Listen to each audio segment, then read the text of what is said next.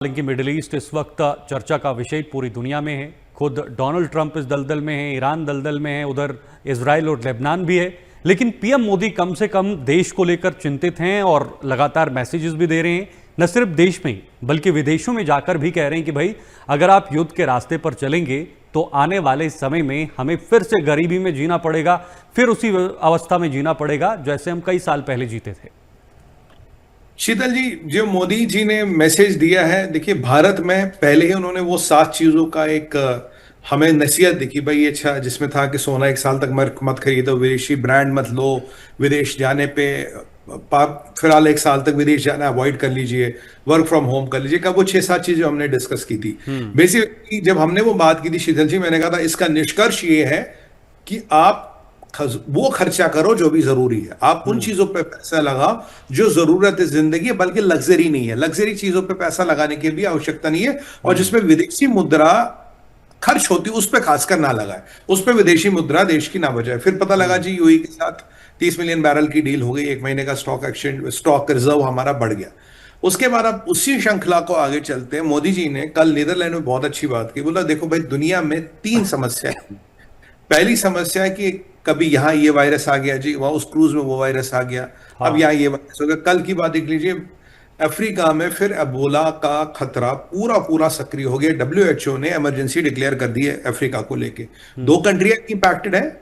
अब देखिए क्रूज पे एक वायरस आ जाता है, एक वायरस कहीं दिख जाता है, यानी कि नया पेंडेमिक, यानी कि कोविड जैसा, कोरोना जैसा कोई नया पेंडेमिक अगर दुनिया में आए तो दुनिया की ऐसी तैसी लग कर देगा। क्योंकि अब भी हम पूरी तरह से, पूरी दुनिया कोविड के झटके से नहीं उभरी। और कितने लोग मरे, कितने लोग बेरोजगार हुए, वो अलग मसला है। दूसरा मसला साहब, देखिए आपके जो वाटरवे चोक हो रहे हैं, वाटरवे चोक हो रहे हैं, जैसे स्ट्रेट ऑफ हार्मोज चोक कर दिया आपने, ठीक है जी, उससे क्या हो गया, पूरे मिडिल ईस्ट की अर्थव्यवस्था खत्म हो गई। मिडिल ईस्ट के साथ हमारा जो उनके साथ व्यापार है वो इंपैक्ट होगा, रिपैट्रिएशन इंपैक्ट होगा। दुनिया भर की अर्थव्यवस्था है, दुनिया भर के इकोसिस्टम इन चोक पॉइंट्स के कारण इंपैक्ट होंगे। क्यों? आपका फूड और फर्टिलाइजर की प्राइसेस बढ़ने वाली है। फ्यूल जैसे कम होगा, फूड और फर्टिलाइजर दोनों की प्राइसेस बढ़ेंगी। मैं आपको एक एग्जांपल देखता हूं। अभी बात करेंगे हम कतार की। देखिए कतार आपका लगभग बहुत बड़ा, सबसे बड़ा एलपीजी और एलएनजी का सप्लायर है दुनिया में।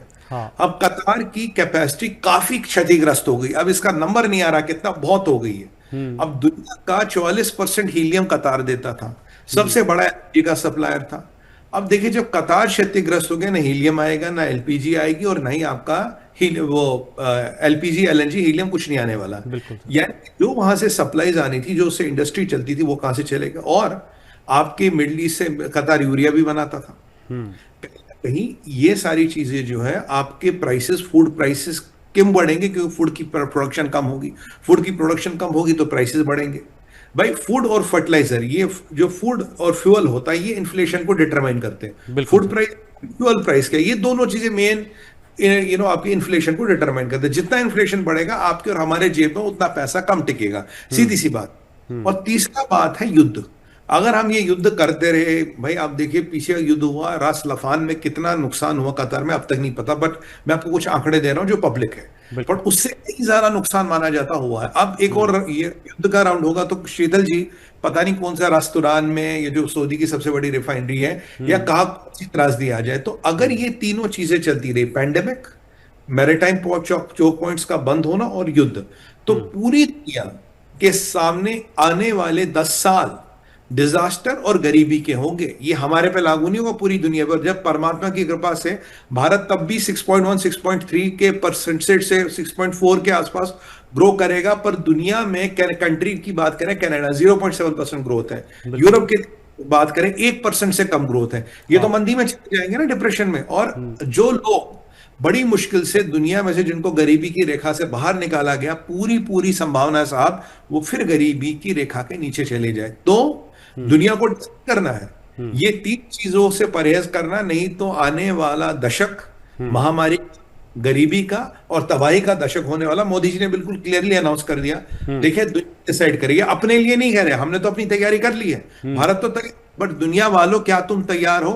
दुनिया क्या तुम्हारे पास भारत जैसी तैयारी है? दुनिया में जो गरीब मुल्क हैं, अफ्रीका में, साउथ अमेरिका में, वेस्ट इंडीज में, क्या वो इस तबाही, इस सुनामी को झेल पाएंगे? आंसर है नहीं। तो आखिरकार क्या जिद पकड़ रखी है हमने, क्यों नहीं हम मिल बैठ के चीजों का निपटारण करते, क्यों हमने ये चोक पॉइंट्स बना। देखिए अब बीमारी आएगी तो उसमें तो भी हम निपट सकते हैं, पर ये जो चोक पॉइंट है, चोक पॉइंट के कारण ये लड़ाई है, उसी के कारण फूड और फर्टिलाइजर के प्राइस बढ़ रहे हैं। तो ये सारा जो तमाशा है साहब, इसको बंद करना पड़ेगा, क्योंकि ये अब दोनों या तीनों की बीच की मसला नहीं है। इससे दुनिया की ऐसी तैसी होती है, लाखों लोगों की दाल रोटी पे इंपैक्ट आता है, इसलिए आपको इसको बंद करना पड़ेगा। ये माननीय प्रधानमंत्री जी ने बिल्कुल दो टूक शब्दों में क्लियर बोल दिया, 1 दशक महामारी का और गरीबी का क्या मंजूर है।